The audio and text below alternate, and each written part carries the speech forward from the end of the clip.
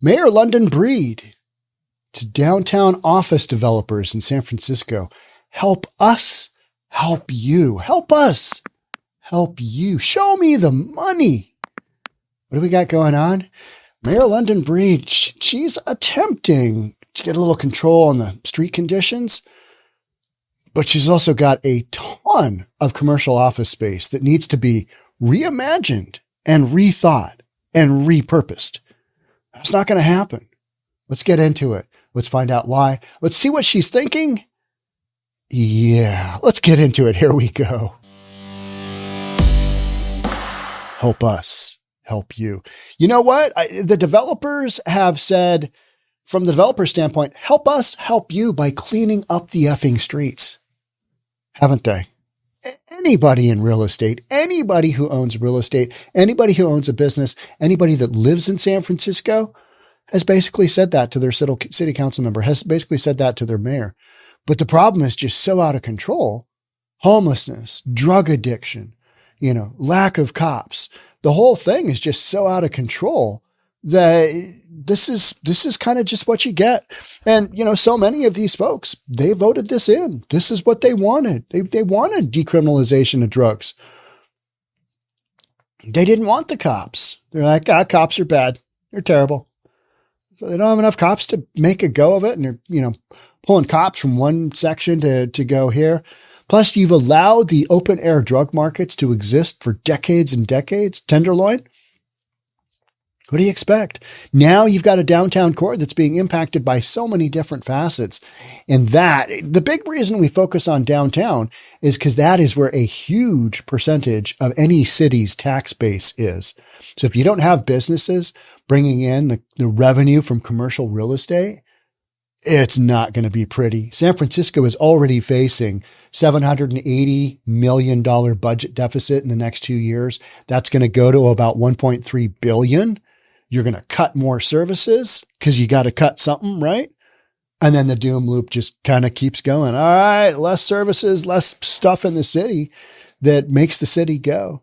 So now Mayor Breed is literally coming up with help us, help you. What can we do to make this work in her favor? She's trying to do something. I'll give her that. But this situation, you're not going to be able to work your way out of it. And this isn't just San Fran. This is Seattle. This is Portland. This is LA. This is the Midwest, East Coast, New York. They're all reimagining and rethinking because so many of the companies that used to have all this office space no longer needs it because of the whole work from home thing. And I think you're going to be lucky to get back to like 3/4 of the people in your downtown core that you once had. So if you have a 25% vacancy rate, I mean, I think that's not going to be all that uncommon if you average out all this, stuff. Maybe it's 20%. Maybe it gets down to 15, but that's way elevated relative to where we were pre-pandemic for so many markets. Downtown San Francisco is undergoing existential change, as is apparent to anyone who has walked through it on a Monday morning or Friday afternoon since March 2020. It's a ghost town. We talk about Union Square, the famous shopping center, Westfield Mall, near there. You got nothing going on but a bunch of homeless people pooping on the sidewalks because they're doing drugs. Pooping in the Westfield Mall elevators. I mean, that's an actual story. It's an actual thing out there. Until you get those street conditions contained, I mean, who's going to want to invest no matter what the property use is? Hey, come visit here. I don't think so. Tourism is only down about 19% overall versus pre-pandemic. One of the reasons for that is it's like a tenant. A tenant can stomach, bad things about a house because they're not owning it. They're not faced with, living there forever. A tourist comes into San Fran, sees all the highlights, sees the crap on the sidewalk, sees the, humanity just going down the toilet. And they're like, okay, but I don't have to live here. So I just want to see the cool stuff and hit the road, but now you get like those additional tourist moments where in Embarcadero, they just had a massive shootout, big shootout. It's like, okay, you need to get a hold of your gang violence as well. Now, Mayor Brendan Lead is formally asking how the city can be a catalyst in its next evolution. We got an evolution going on or we got a revolution? Breed's office announced Thursday that it issued a request for interest from property owners, developers, and architects looking to transform dust-gathering downtown offices into anything different. All right, but you got to take care of the street conditions first, because any of this other stuff, it doesn't really work that way. You get a really cool new space, all set up. You've reimagined it, you've rethought it, you've converted it from whatever to whatever. It's looking really cool. Now you got two vagrant homeless drug addicts outside of that space, cluttering it up with all of their belongings. And it's, that space can't have their grand opening. And the city isn't going to do anything about it. That is literally a story going on right now in San Fran. Artist is trying to open up their space. We got people sleeping outside their front door. No can do. No can do. Nobody wants to go into an office space or whatever space it is that you've converted it into if there's human crap outside, including the people. I'm not saying the people are crap. Human, feces, urine, their junk, their garbage, because that's how they live, because they're whacked out on drugs. And who knows what they're going to do if you try and wake them up. So, battling that all across the city, no amount of conversion is going to help that. It's just not. You've changed the use, street conditions stay the same. So until you square that away, which isn't happening anytime soon, the mayor is left with, all right, we got to do something, which, all right, she is doing something, but it's not going to have the intended effect, which is the revitalization of downtown. You got to square away your downtown conditions before it's going to get better. Long considered a barrier to development, City Hall is essentially asking how it can not only get out of the way, but help accelerate downtown's rebirth. What became very clear as we watched the work from home trend take hold of our downtown is we need to diversify our economy for the long-term health of our downtown. Said Ann Topier, the director of joint development of whatever. We need to be looking at a broader mix for our downtown. This is one piece of that puzzle. But why now? Well, Breed and other city leaders are scrambling to stem downtown's increasing office vacancy rates, which reached a record high of nearly 30% in the first quarter of 2023.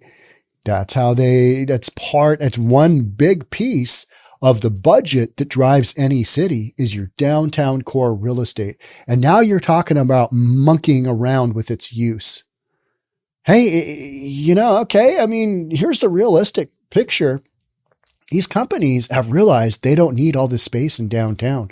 So it's going to take a long time to go through the absorption rate. It may take years to get back. But if you start monkeying around with changing out the use to something else, you need to really analyze the consequences of the tax base of what's going to happen there. And we're not there. We're not there thinking about what kind of impact that's really going to have on the city.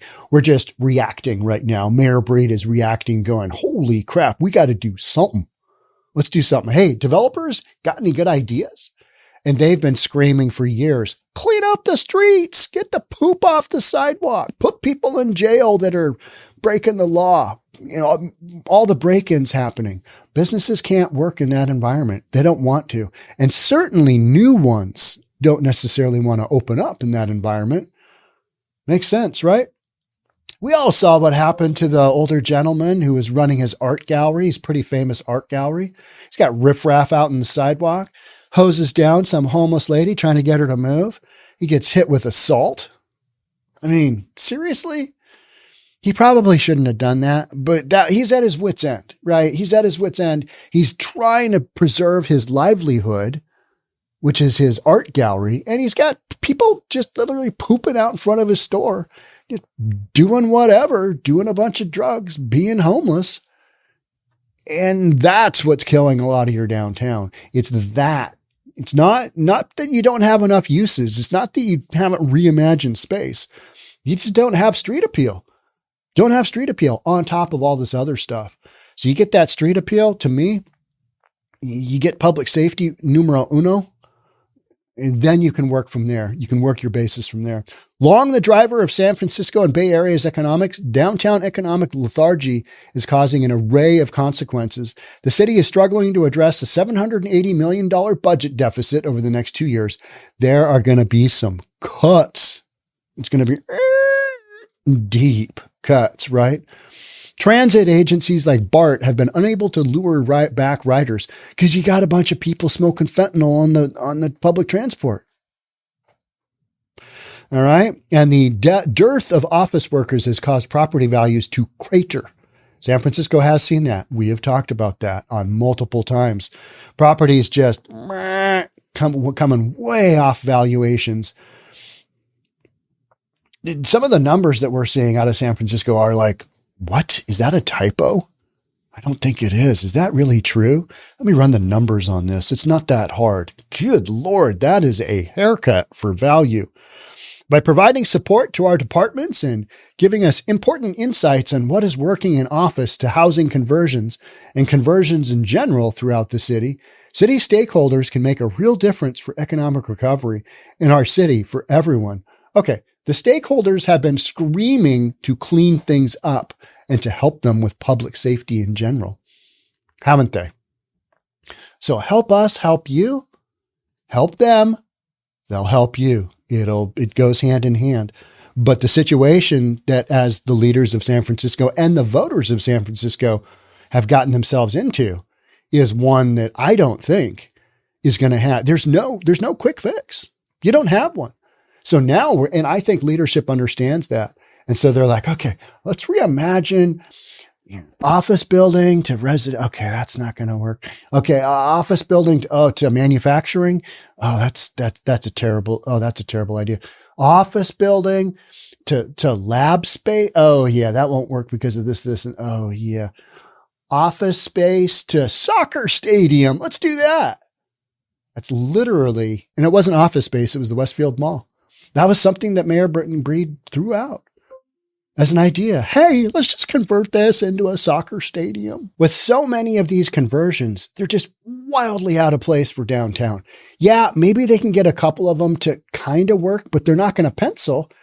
And you're going to have these property prices come way down even further than where they're at for people to bite and go, yeah, I'll turn that into housing. Because you need affordable housing, right? You need affordable housing. You start turning, office space into condos.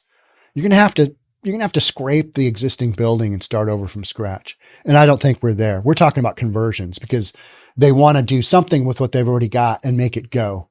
Well, that's not going to happen until the demand is there, and the demand isn't going to be there until you've got greater public safety. People aren't going to want to dive into that. They're not going to want to live there. They've already got 30% of all the buildings vacant downtown. You want to create, more inventory for that? All right, here's some more. The office market has been holding relatively steady, but recent building sales have helped set a new benchmark for downtown property values. For example, the 13-story Wells Fargo Tower at 550 California Street is being sold for $42.6 million. The San Francisco Standard reported this month compared to that of the $108 million price it fetched 18 years ago. And you might ask, how can that be? Well, what's its vacancy rate? What is its income? Because buildings like this get valued based on capitalization rates, right? Income divided by cap rate, and you get your price. Your income is way down. Your value is way down. That's how you get there. That's how you get to being less than half, almost a third of where you were 18 years ago. This new data can help potential developers access the feasibility of projects. And I've talked about that. It's basically got to go to zero on the building, and you got a little something for the land that you're paying for in order to get an acquisition price that makes the conversion go, because you're going to have to borrow a crap ton of money to build whatever, to scrap whatever you've got and go up. You're talking new construction. You're talking new developments. And if you look around on your streets and go, would I build a entirely new project here? When you're already competing with all kinds of other vacant space, why would you do that? What's your incentive? The city's going to have to give massive tax incentives to do this. And they don't have the room. They don't have the margin. They're already $780 million in the hole, soon to go to 1.3. So a bunch of tax incentives. All right. Okay, let's reimagine and rethink that as well. This new data can help potential developers assess the feasibility of projects. Yep, not feasible. There's the help us help you, right? No can do, don't wanna. Math of converting an office building is much different at a purchase price of $100 per square foot than $200 or $300 or $400 a square foot. Yes, that is true. That still doesn't mean that moving forward, that is a feasible project. And that's what people don't get. It doesn't matter what the price is. If your streets aren't safe, if people don't want to come into that neighborhood, if there aren't enough people coming from adjoining buildings that work there, they're not happening. The economics aren't there. San Francisco Board of Supervisors also passed legislation this month that aims to remove several regulatory and procedural barriers to downtown office conversions. Not going to be enough. People aren't going to jump on it and say, there's not enough margin there, not enough room. This allows for starting with a little bit of a cleaner slate. They're putting something out to just, let's see if this sticks. Throw some poop against the wall and see if it, and it's not going to, in my opinion anyway. For San Francisco leaders, just about anything is on the table. There's the telltale, right? Desperation. Good Lord, the budget's going in that direction. Office vacancies are such. Hey, anything we can convert? Anything? Bueller? Anybody? That's desperation because they're in a desperate spot. They're in the squeeze. They've been put in the squeeze. They're getting squeezed like Ronda Rousey used to do with, some of those chokeholds, just like, yeah, she's tough. The request for information will solicit suggestions on how to convert office space into housing, reimagine public space, reinvigorate nightlife, and more. Nightlife. Okay. Nightlife, that can be done to some extent. But how many nightlife spaces do you need if your population is way down in the downtown core and people don't feel comfortable going there? Downtown San Francisco is difficult to get to. It's just a difficult neighborhood to get to, city to get to. The way public transport is. Downtown Seattle, same thing. And we've got I-5 going right through it. But, it's just, traffic is horrible. I got to go over there today. I'm not looking forward to it. The exit that I normally take is closed due to road construction. So I got to go into the U district. It's just a bunch of effing tents. It's so depressing there. University of Washington district, just loaded with homeless and tents and drug addicts. Because, that higher education thing, the homeless people just need more housing. The proposal can be at any stage of development, according to the city. It can be a rough sketch on the back of a napkin or a wholly fleshed out plan. I'm going to give them a rough sketch. When this is where you're at as a city, hey, throw us a napkin with some ideas on it. We'll take anything. That kind of tells you where you're at. And I get it. They got to do something. They got to look like they're doing something. And that's what's happening. We're talking about it. That's what this podcast is. It could be a sketch on the back of a napkin or a wholly fleshed out plan. It can be as simple as shifting a single small office building into apartments. Anybody that's worked on conversions knows that it's an absolute nightmare and it does not pencil. Period. They just don't. When you got to move all kinds of stuff, you got to move plumbing lines, you got to move electrical lines, you got to move framing walls, you got to move load bearing. I mean, the whole thing, it's just like scrape it. Just take your bulldozer and scrape the thing into a dumpster, right? Those backhoes, you see them tearing out houses. I'm in a neighborhood in East Bellevue that is undergoing the teardown phase.